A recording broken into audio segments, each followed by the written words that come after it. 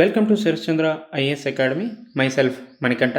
UPSC previous year క్వశ్చన్స్లో భాగంగా ఈరోజు ఎకానమీకి సంబంధించి 10 MCQs గురించి డిస్కస్ చేసుకుందాం. So first question, with reference to Indian economy consider the following statements. సో ఇక్కడ కరెక్ట్ అని అడగడం జరిగింది. అవి చాలా జాగ్రత్తగా చూడండి. కరెక్ట్ అడిగారా, ఇన్కరెక్ట్ అడిగారా, ఇటువంటివి మనం చాలా జాగ్రత్తగా చూసుకోవాలి. So first option, if the inflation is too high, the Reserve Bank of India is likely to buy government securities. If the rupee is rapidly depreciating, RBI is likely to sell dollars in the market. If interest rates in the USA or European Union were to fall, that is likely to induce RBI to buy dollars.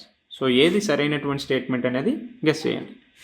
So మేజర్గా inflation అనేది ఎక్కువగా అయినప్పుడు RBI ఏం చేస్తుంది? RBI అనేది government సెక్యూరిటీని cell చేయడం జరుగుతుంది. ఇక్కడ ఏమిచ్చారు? బై చేయడం అని చెప్పారు. సో ఎందుకు ఆర్బీఐ సెల్ చేస్తుందంటే బికాజ్ ఆఫ్ ఇన్ఫ్లేషన్ ఎక్కువగా ఉంది అంటే అక్కడ మనీ సప్లై అనేది చాలా ఎక్కువగా ఉంది. సో ఈ విధంగా గవర్నమెంట్ సెక్యూరిటీస్ని సెల్ చేస్తే మనీ ఏదైతే ఉందో, సో ఈ కరెన్సీ సర్క్యులేషన్ ఏదైతే ఉందో దీన్ని ఆర్బీఐ కంట్రోల్ చేయడం జరుగుతుంది. సో ఈ విధంగా మనీ అంతా కూడా ఆర్బీఐ దగ్గరికి రావడం వల్ల మనీ సప్లైని కంట్రోల్ చేయడం జరుగుతుంది. సో దీనివల్ల ఇన్ఫ్లేషన్ని కంట్రోల్ చేస్తుంది. ఇక్కడ బై అని ఇచ్చాడు కాబట్టి ఇది రాంగ్ స్టేట్మెంట్. సో ఆప్షన్ 1 మనం ఎలిమినేట్ చేస్తే ఈజీగా ఆన్సర్ చేయొచ్చు. So if the rupee is rapidly depreciating, RBI అనేది డాలర్స్ని సెల్ చేయడం జరుగుతుంది. సో ఆర్బీఐ అనేది డాలర్ని సెల్ చేస్తే ఏమవుతుంది? రూపీ అనేది స్ట్రెంగ్తన్ అవ్వడానికి స్కోప్ ఉంటుంది. Right. At the same time if interest rates in the USA or European union were to fall, that is likely to induce RBI to buy dollars. యూఎస్ఏలోను European యూనియన్లోను interest rates అనేవి తగ్గాయి అంటే RBI అనేది ఏం చేస్తుందంటే డాలర్స్ని by చేయడం జరుగుతుంది. సో ఈ విధంగా 2, 3 అనేవి సరైనటువంటి statement. So second question, consider the following statement. In India, credit rating agencies are regulated by the reserve bank of India. The rating agency popularly known as ICRA is a public limited company. Brickwork ratings is an Indian credit rating agency. So which of the following statements given above are correct? సో ఏది సరైనటువంటి స్టేట్మెంటో guess చేయండి. So మేజర్గా ఇండియాలో credit rating ఏజెన్సీని ఎవరు regulate చేస్తారు అంటే SEBI regulate చేయడం జరుగుతుంది. సో ఇక్కడ ఆర్బీఐ ఇచ్చాడు కాబట్టి దీన్ని ఎలిమినేట్ చేయండి. సో ఇక్కడ 1 ఎలిమినేట్ చేస్తే మనకి ఈజీగా ఆన్సర్ వస్తుంది. సో జస్ట్ కొన్నిసార్లు ఎలిమినేషన్ ట్రిక్స్ని యూజ్ చేయొచ్చు. సో మిగతా స్టేట్మెంట్స్ తెలియలేదు అంటే ఫస్ట్ స్టేట్మెంట్ తెలిస్తే ఈజీగా ఆన్సర్ చేయొచ్చు. సో ఫస్ట్ స్టేట్మెంట్ తెలియాలన్నా కూడా మనకు కొంచెం కాన్సెప్ట్స్ అనేది తెలియాలి. సో కాన్సెప్ట్స్ తెలిసి బేసిక్స్ మీద అవగాహన ఉన్నది అంటే ఈ ఎలిమినేషన్ ట్రిక్స్ని మనం ఈజీగా యూజ్ చేయొచ్చు. అలా కాకుండా కేవలం ఎలిమినేషన్ ట్రిక్ని యూజ్ చేసి బేసిక్స్ కాన్సెప్ట్స్ సరిగ్గా లేవు అంటే ఖచ్చితంగా మనం ఆన్సర్ చేసినా చాలా కాన్ఫిడెంట్గా చేయలేం. So that if in case elimination ట్రిక్స్ని మనం కాన్ఫిడెంట్గా చేయాలంటే అక్కడ కాన్సెప్ట్స్ బేసిక్స్ అనేవి మనకు ఖచ్చితంగా తెలియాలి. So that rating agency popularly known as ICRA is a public limited company, of course, right? And also brick working rating is an Indian credit rating agency. So ఇవి మాత్రమే కాకుండా ఇండియాలో ఉన్న రిమైనింగ్ క్రెడిట్ రేటింగ్ ఏజెన్సీస్ ఏంటో ఒకసారి చూద్దాం. ఒకటి ICRA, రెండోది బ్రిక్ వర్క్ అని చెప్పాం, రైట్. అలానే care means credit analysis and research limited, అలానే Indian ratings research private limited, informatics evaluation and rating private limited. ఇవన్నీ కూడా ఇండియాలో ఉన్నటువంటి క్రెడిట్ రేటింగ్ ఏజెన్సీస్. సో దీన్ని ఎవరు రెగ్యులేట్ చేస్తారు అంటే సెబీ రెగ్యులేట్ చేయడం జరుగుతుంది. అయితే ఇంటర్నేషనల్గా ఉన్నటువంటి క్రెడిట్ రేటింగ్ ఏజెన్సీస్ ఏంటి అనేది మీరు కామెంట్స్ రూపంలో తెలియజేయండి. ఇంటర్నేషనల్ క్రెడిట్ రేటింగ్ ఏజెన్సీస్ ఏంటి అనేది కామెంట్స్ రూపంలో తెలియజేయండి. So next question, with reference to Banks Board Bureau, which of the following statements are correct? So the governor of RBI is the chairman of BBB. BBB recommends for the selection of heads for public sector banks. BBB helps the public sector banks in developing strategies and capital raising plans. So ఏది correct statement అనేది అడగడం జరిగింది. So దీన్ని కూడా just eliminate చేస్తూ మనం answer చేయొచ్చు. So chairman of BBB అనేది గవర్నర్ ఆఫ్ ఆర్బీఐ ఉండాల్సిన అవసరం లేదు. సో 1 ఆప్షన్ మనం ఎలిమినేట్ చేస్తే ఆన్సర్ అనేది ఈజీగా వచ్చేస్తుంది. అయితే బ్యాంక్స్ బోర్డ్ బ్యూరోకి చైర్మన్గా ఎవరు ఉంటారు అంటే అది సెంట్రల్ గవర్నమెంట్ డిసైడ్ చేయడం జరుగుతుంది. So that governor of RBI is the chairman of BBB అనేది రాంగ్ స్టేట్మెంట్. అండ్ ఆల్సో ఈ బ్యాంక్స్ బోర్డ్ బ్యూరో ఏం చేస్తుందంటే పబ్లిక్ సెక్టర్ బ్యాంక్స్ ఎవరైతే హెడ్స్ ఉంటారో వాళ్ళ యొక్క సెలక్షన్స్ని రికమెండ్ చేయడం జరుగుతుంది. ఇది మాత్రమే కాకుండా పబ్లిక్ సెక్టర్ బ్యాంక్స్ ఏవైతే ఉన్నాయో దానికి సంబంధించి developing strategies, capital raising plans ఇవన్నీ కూడా హెల్ప్ చేయడం జరుగుతుంది. Right, fourth question, in India which one of the following is responsible for maintaining price stability by controlling inflation? So ఇది మనందరికీ తెలిసిందే, రిజర్వ్ బ్యాంక్ ఆఫ్ ఇండియా అనేది maintaining price stability by controlling inflation through monetary policy committee. So ఇక్కడ మనకి ఏ విధంగా inflation control చేస్తుందంటే ఒకటి క్వాలిటేటివ్ మెజర్స్, ఇంకొకటి క్వాంటిటేటివ్ మెజర్స్.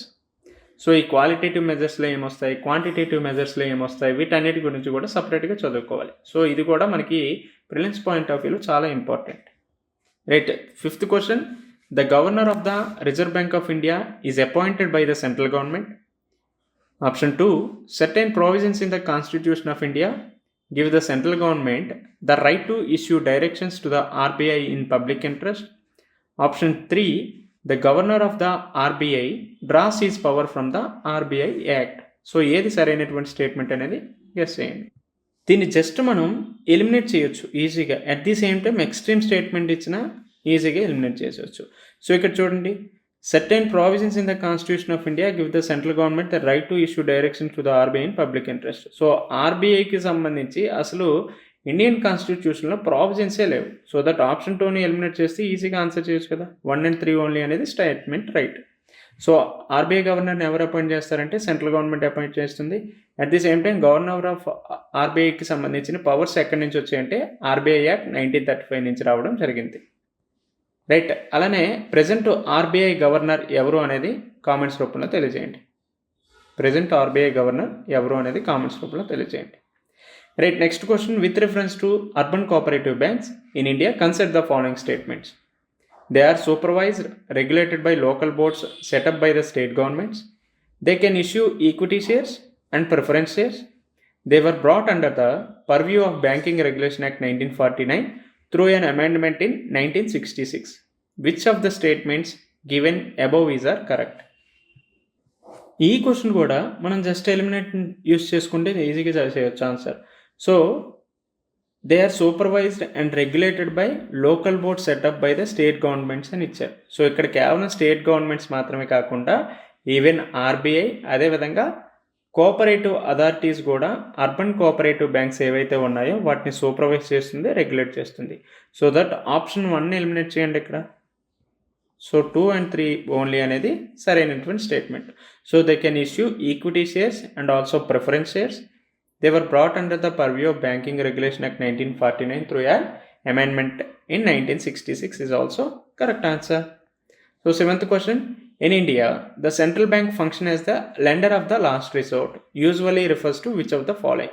సో మనకి సెంట్రల్ బ్యాంక్ సంబంధించి కొన్ని ఫంక్షన్స్ ఉంటాయి. For example lender of the last resort అనేసి, బ్యాంకర్స్ బ్యాంక్ అనేసి, గవర్నమెంట్ బ్యాంక్ అనేసి, రైట్. అలానే ఇన్ఫ్లేషన్ని రెగ్యులేట్ చేయడం, ఇన్ఫ్లేషన్ని కంట్రోల్ చేయడం, రైట్. అలానే ఫారెక్స్ రిజర్వ్స్ని మెయింటైన్ చేయడం, ఇవన్నీ కూడా సెంట్రల్ బ్యాంక్ యొక్క ఫంక్షన్స్గా వస్తాయి. అయితే ఇందులో lender of the last resort అంటే ఏంటని అడిగారు. So lending to trade and industry bodies when they fail to borrow from other sources, providing liquidity to the banks having a temporary crisis, lending to governments to finance budgetary deficits.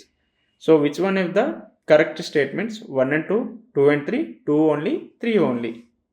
So సరైన statement ఏమవుద్ది? Option 2 మాత్రమే సరైనటువంటి statement. So ఇక్కడ lending to trade industry bodies when they fail to borrow from other sources అనేది lending of last రిసోర్ట్కి అర్థం కాదు. If in case ఇక్కడ బ్యాంక్స్ అని ఇచ్చారు అనుకోండి, అప్పుడు సరైనటువంటి స్టేట్మెంట్ అవుతుంది.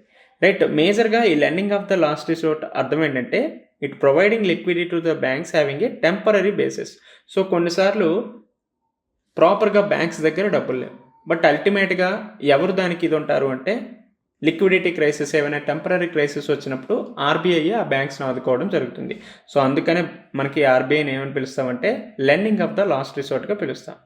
Right, at the same time budgetary డెఫిసిట్ని ఫైనాన్స్ చేయడానికి గవర్నమెంట్ ఆర్బీఐ అనేది గవర్నమెంట్కి ఎటువంటి లెండింగ్ ఫెసిలిటీస్ అనేవి కూడా అందించదు. సో జస్ట్ ఏముంటుంది, వేస్ అండ్ మీన్స్ అడ్వాన్సెస్ మాత్రమే ఉంటుంది. సో ఇక్కడ బడ్జెటరీ డెఫిసిట్ని ఫైనాన్స్ చేయడానికి గవర్నమెంట్కి ఏ విధంగా కూడా ఆర్బీఐ అనేది లెండింగ్ ఫెసిలిటీస్ ఉండవు. సో ఈ 2 స్టేట్మెంట్స్ తప్పే. 8th question, if another global financial crisis happened in the near future, which of the following actions policies are most likely to give some immunity to India? So మేజర్గా 2020లో ఎందుకు అడిగారంటే because of COVID-19 year. So COVID-19 వల్ల చాలా వరకు growth rates అనేవి నెగిటివ్కి వెళ్ళింది. At the same time financial crisis అన్నారు కాబట్టి మనకి ఆల్రెడీ 1929 నుంచి 33 వరకు, అలానే 2008లో ఈవెన్ ఫైనాన్షియల్ క్రైసిస్ కూడా వచ్చాయి కాబట్టి if in case financial crisis ఫ్యూచర్లో ఏర్పడితే which of the following actions policies are most likely to give some immunity to India అని చెప్పారు. So first option, not depending on short term foreign borrowings, opening up to more foreign banks, maintaining full capital account convertibility. So select the correct answer using the code given below. సరైన స్టేట్మెంట్ ఏమవుద్దంటే option 1 only మాత్రమే సరైనటువంటి statement. If in case more foreign banks ఇండియాలో open చేసినప్పటికీ కూడా అది ఎటువంటి ఇమ్యూనిటీని కూడా ఇవ్వదు. At the same time full capital account convertibility వచ్చిందంటే క్యాపిటల్ ఇన్ఫ్లోస్ అవుట్ఫ్లోస్ అనేవి చాలా ఫ్రీగా అవుతాయి. So if in case foreign రిలేటెడ్గా ఏమైనా క్రైసిస్ ఏర్పడినా అది ఇండియా మీద చాలా ఇంపాక్ట్ చూపిస్తుంది because of capital account convertibility అనేది ఫుల్గా ఉండటం వల్ల. అయితే ఈ షార్ట్ టర్మ్ ఫారెన్ బారోయింగ్స్ ఏవైతే ఉన్నాయో వాటి మీద డిపెండ్ అవ్వకపోవడమే అది మన ఇండియాకి చాలా మంచిది, అదే మనకి ఇమ్యూనిటీని కలిగిస్తుంది అనేది సరైనటువంటి స్టేట్మెంట్. సో ఈ విధంగా మనం గ్రేట్ డిప్రెషన్ టైంలో కంట్రీస్ ఏం ఫాలో అయ్యాయి, అలానే ఫైనాన్షియల్ క్రైసిస్ 2018లో యూఎస్ఏ గవర్నమెంట్ ఏం ఫాలో అయ్యింది, రైట్, అక్కడ మనం క్వాలిటేటివ్ ఈజింగ్ గురించి చదువుకుంటాం, రైట్, అలానే ఫిస్కల్ స్టిమ్యులస్ కావచ్చు, qualitative easing, right, helicopter money, ఇటువంటివన్నీ చదువుకుంటాం. At the same time fiscal డిసిప్లిన్కి సంబంధించినటువంటి అంశాలు, right, counter fiscal policy, counter cyclical fiscal policy, ఇవన్నీ కూడా ఇంటర్లింక్ చేసుకొని చదువుకోవాల్సిన అవసరం ఉంటుంది. రైట్, 9th క్వశ్చన్ చూసుకుంటే if you withdraw 1 lakh in cash from your demand deposit account at your bank, the immediate effect on aggregate money supply in the economy will be to reduce it by 1 lakh, to increase it by 1 lakh, to increase it by more than 1 lakh, to leave it unchanged. So ఇక్కడ demand deposit account అంటే ఏంటి, నార్మల్గా ఇప్పుడు మనకి current account ఏదైతే ఉందో అదే demand deposit అకౌంట్గా ఉంటుంది.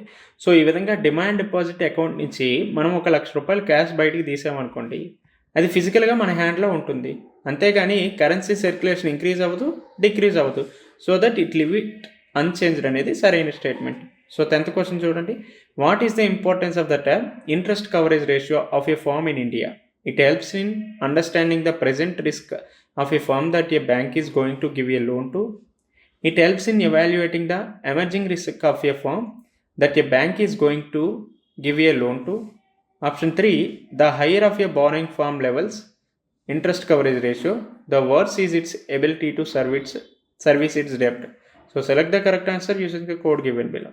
So వీడియోని జస్ట్ పాస్ చేయండి, దీని ఆన్సర్ ఏంటో గెస్ చేసి కామెంట్స్ రూపంలో తెలియజేయండి. So 1 and 2 only, 2 only, 1 and 3 only, 1, 2, 3. So సరైనటువంటి ఆన్సర్ ఏంటనేది కామెంట్స్ రూపంలో తెలియజేయండి.